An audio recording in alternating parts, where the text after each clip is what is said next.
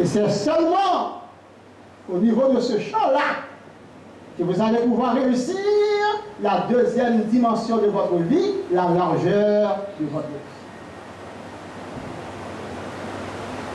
Chers futurs coiffures, ce domaine que vous avez choisi, le domaine de la santé, est l'un des plus importants dans la Bible. Et Jésus lui-même était un grand médecin. Jésus a œuvré dans ce domaine, le domaine de la santé. La Bible ne nous dit-elle pas que Jésus prenait plaisir à guérir les malades, à ouvrir les yeux des aveugles, à ordonner de loin la guérison des paralytiques? Donc Jésus lui-même était un grand médecin. Donc il a œuvré dans ce domaine. Dans la prédication, Jésus a proclamé la parole. Dans l'enseignement, Jésus a expliqué la parole. Mais dans la guérison, Jésus a pratiqué la parole. Qu'est-ce que je veux dire? Je veux dire que vous serez appelés à pratiquer la parole. Quand vous travaillez dans le domaine de la santé, c'est exactement ce que vous faites. Vous pratiquez la parole. Il ne suffit pas de proclamer la parole. Il ne suffit pas d'enseigner la parole.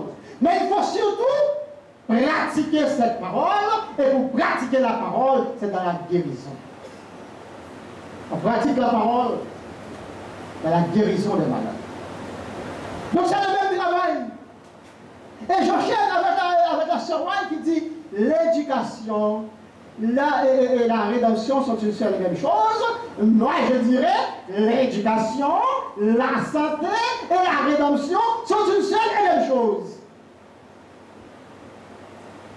Vous serez appelés à prêcher la parole dans votre domaine médical. Et pour cela, vous serez constamment en contact avec des gens et particulièrement en contact de ceux qui sont plus faibles, de ceux qui sont malades. Et comme je viens de le dire, qui auront besoin de votre attention, qui auront besoin de votre amour, qui auront besoin de votre affection. Et si vous échouez dans ce domaine-là, c'est moi vous dis, si vous échouez dans ce domaine-là, vous allez échouer dramatiquement. Et c'est la première erreur de l'homme riche de la parabole. Il avait réussi la dimension de la longueur de sa vie, mais il avait échoué dans la dimension de la largeur de sa vie. Remarquez bien sa réflexion. Mon âme, tu as beaucoup de biens en réserve pour plusieurs années. Mon âme. Une personnalisation égocentrique qui est l'expression d'un égoïsme à outrance. Mon âme. Au lieu de dire comme David, mon âme bénit l'Éternel, il dit, mon âme, tu as beaucoup de biens en réserve pour plusieurs années. Il n'a même pas pensé à remercier Dieu. Il parlait comme si c'était lui qui était le créateur du monde, le créateur de la terre, comme si c'est lui qui faisait lever et coucher le soleil, comme si c'est lui qui assurait la fertilité du sol. Il n'a même pas pensé à remercier Dieu qui a envoyé de la pluie et qui a fait lever le soleil. Mon âme, tu as beaucoup de biens en réserve pour plusieurs années. Il a ignoré son prochain. Il n'a même pas pensé à sa femme et à ses enfants. Donc s'il n'a pas pensé à sa femme et à ses enfants, donc combien vous faites raison qu'il n'aurait jamais pensé à personne d'autre. Il n'a pensé qu'à lui-même. L'expression d'égoïsme égocentrique excessif. Donc, cet homme était insensé. Premièrement, parce qu'il a échoué dans la dimension de ses relations avec ses semblables, avec ses prochains. Et je comprends pourquoi le Seigneur Jésus lui-même a résumé les 10 commandements en disant « Aimez Dieu de tout votre cœur, de toute votre âme, de toute votre pensée, et votre prochain comme vous-même. » votre prochain comme vous-même. Donc il a échoué dans ses relations avec ses prochains, avec ses semblables. Pour cette première raison, il était véritablement insensé et il méritait la mort. Et je veux même dire qu'il était déjà mort. Il était déjà mort. Parce que quelqu'un qui ne peut pas prendre soin des siens, qui ne peut pas tenir compte des besoins de ses semblables, de ses prochains, c'est quelqu'un qui est mort. Donc il avait échoué dans la deuxième dimension de sa vie, dans ses relations avec ses semblables et ses prochains. Troisièmement, il avait échoué dans la hauteur de sa vie. Et la hauteur de la vie, c'est la relation avec Dieu. Ah, les amis, même si vous réussissez la longueur de votre vie, même si vous réussissez la largeur de votre vie, si vous échouez dans la hauteur de votre vie, vous échouez terriblement et dramatiquement. Jésus n'a-t-il pas dit que servira-t-il à un homme de gagner le monde entier s'il perd son âme? Qu'est-ce que ça peut servir à un homme s'il gagne sa vie sur le plan personnel, la longueur de sa vie, s'il est un grand intellectuel, s'il occupe une fonction honorable dans la société, s'il a beaucoup de richesses? Qu'est-ce que ça peut servir à un homme s'il fait beaucoup de bien, il est son prochain, mais qu'il n'a pas de relation avec le Créateur de la vie, celui qui détient entre ses mains le souffle de sa vie, s'il n'a pas de relation avec Dieu? Que servira-t-il à un homme de gagner le monde entier s'il perd son âme? Car la vie de l'homme ne dépend pas de ses biens, fût-il dans l'abondance. Chers et bien, le message de ce matin vous invite par-dessus tout, à vous accrocher à celui qui est le maître des maîtres, le docteur par excellence, le médecin qui ne peut pas faire d'erreur. Vous accrochez à Jésus de Nazareth pour réussir la plus grande dimension de votre vie, la hauteur de la vie. Réussir la hauteur de sa vie veut dire quoi? En tant qu'étudiant, je dois reconnaître que je n'ai pas la science infuse. Je ne sais pas tout.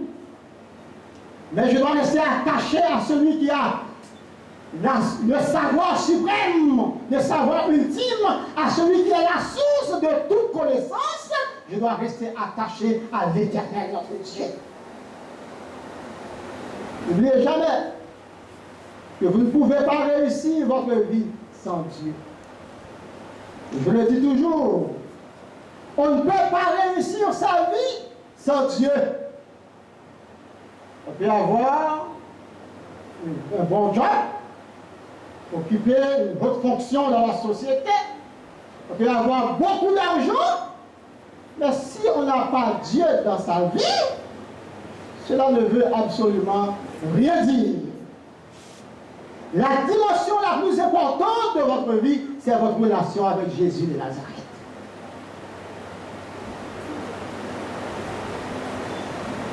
Il était lui-même le médecin par excellence. Et Jésus n'a eu pas honte de s'identifier aux malades, aux plus petits, à ceux qui parmi ses contemporains étaient les plus économiquement faibles. Quand il dit, quand vous faites cela à l'un des plus petits, c'est à moi que vous l'avez. J'étais malade, vous m'avez visité. J'étais venu, vous m'avez vêtu. J'ai eu faim, vous m'avez donné à manger. J'ai eu soif, vous m'avez donné à boire. Eh bien, dans votre domaine, vous aurez à être en contact avec des gens qui ont faim, avec des gens qui ont soif, avec des gens qui sont en prison, avec des gens qui sont économiquement faibles et vous serez en contact avec des gens malades. S'il vous plaît, manifestez votre amour, manifestez votre affection, manifestez votre attention, votre amour, votre affection à l'endroit de ces gens. Et quand vous faites cela, c'est qu'à Dieu même que vous faites cela. C'est à Jésus même que vous faites cela, parce que Jésus s'est identifié aux pauvres, il s'est identifié aux malades, il s'est identifié à ceux qui, dans la société, sont vulnérables, sont socialement, économiquement plus faibles. Chers futurs coiffés, le message pour vous ce matin, c'est de vous aider, de vous encourager. À prendre votre étude au sérieux, à travailler pour réussir la longueur de votre vie. Parce que la société aura besoin de vous. La société aura besoin de votre compétence. La société aura besoin de votre savoir-faire. Réussissez la longueur de votre vie. Je voudrais aussi vous encourager à réussir la largeur de votre vie, à vous mettre toujours au service des gens, au service de la société et au service particulièrement de ceux qui sont plus faibles, de ceux qui sont malades, de ceux qui sont économiquement plus faibles dans la société. C'est dans ce domaine-là que vous allez réussir la largeur de votre vie. Mais je voudrais surtout, et par-dessus tout, vous encourager à nourrir votre relation avec Dieu, qui est le pourvoyeur de toute connaissance et qui est le médecin par excellence. Que le Seigneur nous bénisse.